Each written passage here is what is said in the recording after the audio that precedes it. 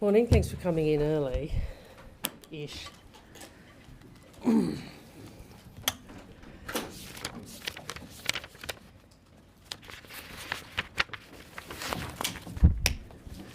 Thanks very much.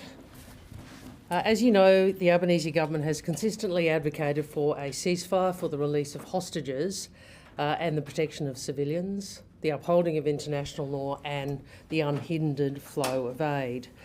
And we've also consistently advocated for a two-state solution. This is the only outcome which keeps faith with the imperative of the existence of Israel and its long-term security, that fulfils also the world's promise to the Palestinian people, and that enables two peoples to live in peace. It strengthens the force for peace and undermines extremism, and it is the opposite of what Hamas wants. We know that Hamas can have no role in a future Palestinian state. We believe a two-state solution is the only way to end the cycle of violence, and regrettably it is also clear that the Netanyahu government rejects it. This is clear from its devastating military campaign in Gaza, civilians being killed by the thousands, children starving. And it is also clear from policies including rampant settlement construction and impunity for settler violence in the West Bank. Like Israel's military expansion in Gaza, illegal settlements and impunity for settler violence in the West Bank are extinguishing the prospects of a two-state solution. Now, I know that Australians feel frustrated. I know that people feel like we have little chance of moving the dial on our own, but this has never meant we can do nothing. What it does mean is we do what we can by working with partners, and that is what we have done. We do the work of building coalitions with other countries, because when Australia acts, we then act with impact. Together with our partners, Australia has opposed Israel's humanitarian blockade and expansion of military operations in Gaza. And together with our partners, we have opposed the expansion of settlements in the West Bank like those announced by the Netanyahu government just a couple of weeks ago. And together with our partners, we have imposed sanctions on Israeli settlers for their violence against Palestinians. So far, the Netanyahu government has ignored this international opposition. Now, just as when we applied those sanctions previously, and just as when we applied sanctions against Hamas for their terrorism, Australia never speculates about possible future sanctions. We apply them without warning because that makes them harder to evade. And overnight, we have done that. Australia has applied targeted financial sanctions and travel bans to two senior ministers in the Israeli government, Ministers Ben-Gvir and Smotrich, for their role in serious human rights violations and abuses relating to Israeli settler violence in the West Bank. They are the most extreme proponents of the unlawful and violent settlement enterprise. And we have applied those measures with others. We have applied those measures in coordination with Canada, New Zealand, Norway and the United Kingdom. This action is the result of many months of effort and coordination. And together, these countries are sending a message. You have ignored the international community, and we do not tolerate it. The situation in the West Bank and the situation in Gaza are untenable both for civilians and long-term peace in the form of a two-state solution. Happy to take questions. I was going to go to Liz first, but she's not here. Oh, there you are, the back. The US has said that these sanctions are, we pre-arranged it, these sanctions are extremely unhelpful. I know you've said that you gave no warning, but did you at all speak to the US, warn them or invite them into this coalition of partners to make those sanctions? Look, we've engaged in Washington and Canberra overnight, but what I would say about this, first, obviously, in the history of our alliance, there are issues on which we have taken different approaches. And I would make the point that we are acting with others. We are acting with the United Kingdom, we are acting with Canada, we are acting with New Zealand, and we are acting with Norway. Minister, was there any consideration of sanctions against Benjamin Netanyahu personally, and you note that his government doesn't support a two-state solution. Is peace and a ceasefire possible with Benjamin Netanyahu in power? Look, we have, with others, targeted sanctions, personal sanctions against these ministers, because whilst they are not the only members of the Israeli government whose actions have been problematic. They are certainly the most extreme. And as to other matters, we don't speculate about the approach. We maintain our position that we think two states, which is not supported by the Netanyahu government, still remains the only viable path to peace and security for both Israelis and Palestinians. I'll go from right to left. So. Minister Wong, the US statement says that your statement doesn't advance the US-led efforts to end the war. Do you have confidence in those efforts having any impact? Oh, look, we all want peace. We all want peace. And we will continue to advocate for and work for peace. We will continue to advocate for the return of the hostages, and we will continue to advocate for the delivery of humanitarian aid. I think we all want the situation in the Middle East to resolve. Secretary Rubio says they remind their partners not to forget who the real enemy is. What are the next steps to bring about peace in this situation? We have already applied sanctions in relation to Hamas, and we have made clear our view. Hamas is a terrorist organisation that seeks the destruction of the State of Israel, and they can have no role in any future Palestinian state. They are condemned. What we are doing is acting in support of a two-state solution, which is the opposite of what Hamas wants. The Australian Centre for International Justice has raised concerns about dual citizens fighting for Israel and that they could be engaging in war crimes. Does DFAT have any information of Australians and how many dual citizens have returned from fighting in Israel? Oh, look, I've made clear previously we discourage people from going to fight in wars overseas and conflicts overseas.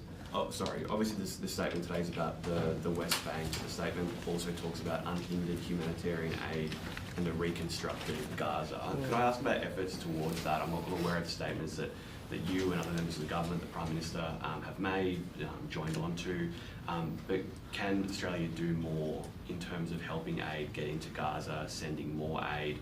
I believe you met with Mohammed Mustafa, the Australian doctor, last week or the week before. He was talking about money for a children's hospital in Gaza, for instance. Is that something that I did meet with Dr Mustafa, and he's a very impressive individual, and we talked at length, I think this was during the election campaign, about the situation in Gaza, which is horrific, and he spoke very personally about what he had seen, and it accords with what we all not only see in media but also the reports that come through. We know, particularly during the period in which Israel blockaded all aid entering,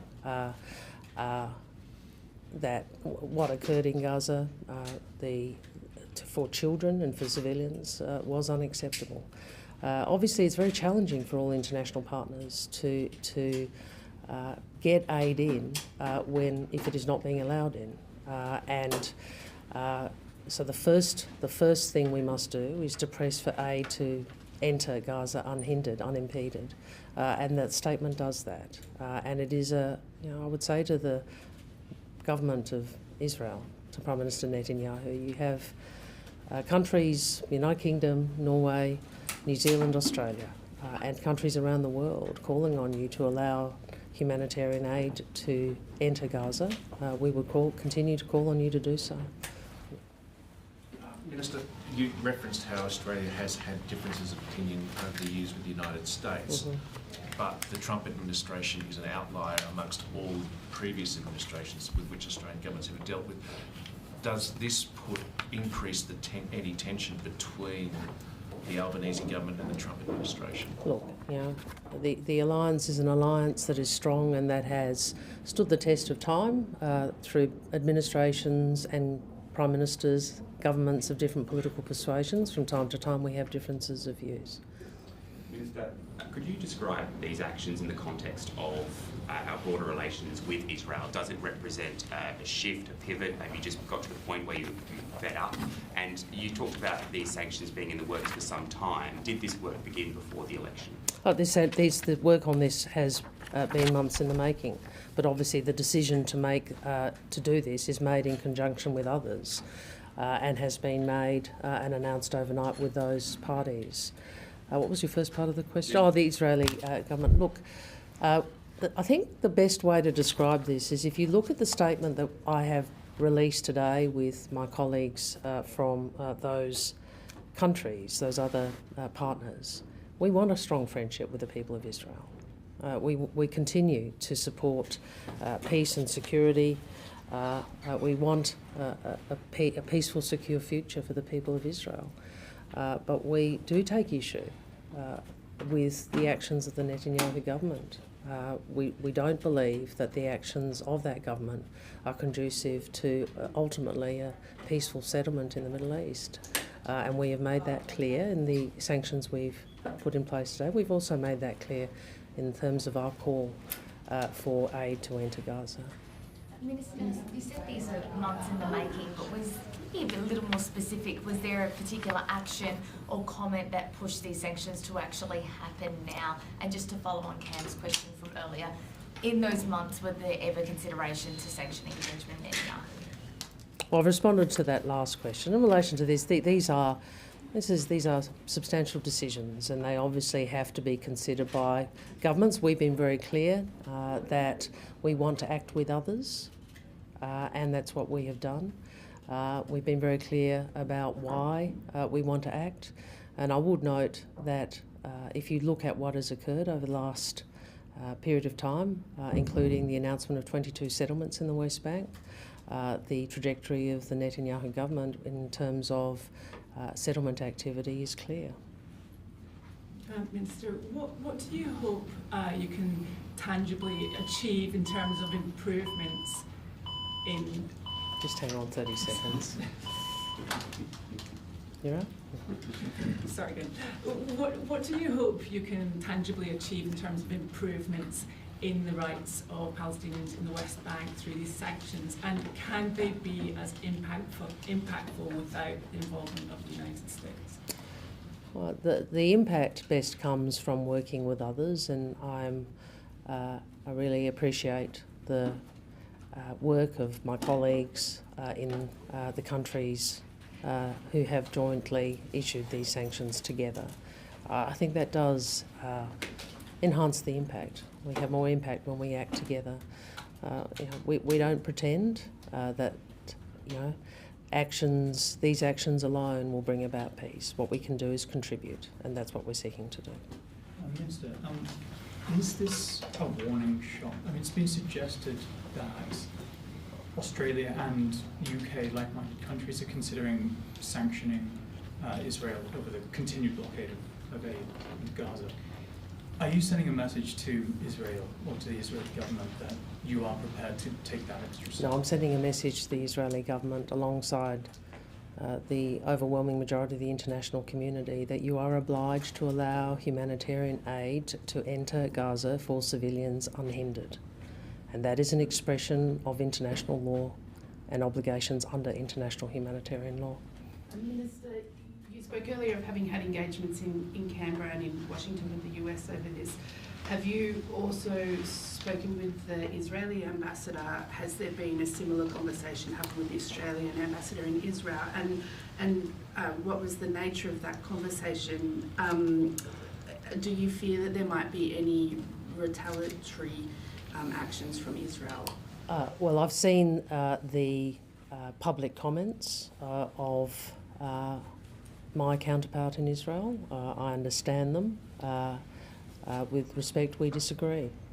We do not think that the actions of the Israeli government in the West Bank are supportable. In fact, we think they are contrary to human rights. They are contrary to prospects of peace. Now, I appreciate that he doesn't agree and the government doesn't agree. We don't agree with the Netanyahu government on their current course. We do continue to call for the release of hostages. We do continue to call for the condemnation of Hamas, and we do continue to call for ceasefire and aid to enter. I was actually about to ask about That's a similar fine. question to that. That's fine. The nations that you've listed that are joining with this sanction are Commonwealth nations and then Norway. Is this a shift perhaps away from looking to the US to take leadership on this, especially as they are pulling out of the influence in the South Pacific region? I think if you look historically since October 7, that this very complex, distressing conflict has been the subject of a number of joint statements by Australia, both at leader level, Canada, Australia, New Zealand, as well at foreign minister level and more generally. So I think what you are seeing here is a diplomatic approach which recognises that we best make impact by working with others. Can I make one comment also about what's happening, about our domestic, about community, the Australian community and how these are taken? It's very important that we reject any attempt to hold the Australian Jewish community responsible for the actions of the Netanyahu government. And I again say we reject all forms of anti-Semitism. They are inimical, contrary to who we are as a country. And I think the result of the last election, and particularly in a number of seats, demonstrated that Australians do want a cohesive Australian community where differences of view are peacefully dealt with and respectfully dealt with. Just one final one, sorry, on the two-state solution conference in New York next week, what should we expect as an outcome of that conference? What will be Australia's position and will you be attending? Look, we're engaging with partners about that. Obviously, we'll make a decision on appropriate Australian representation at the relevant time.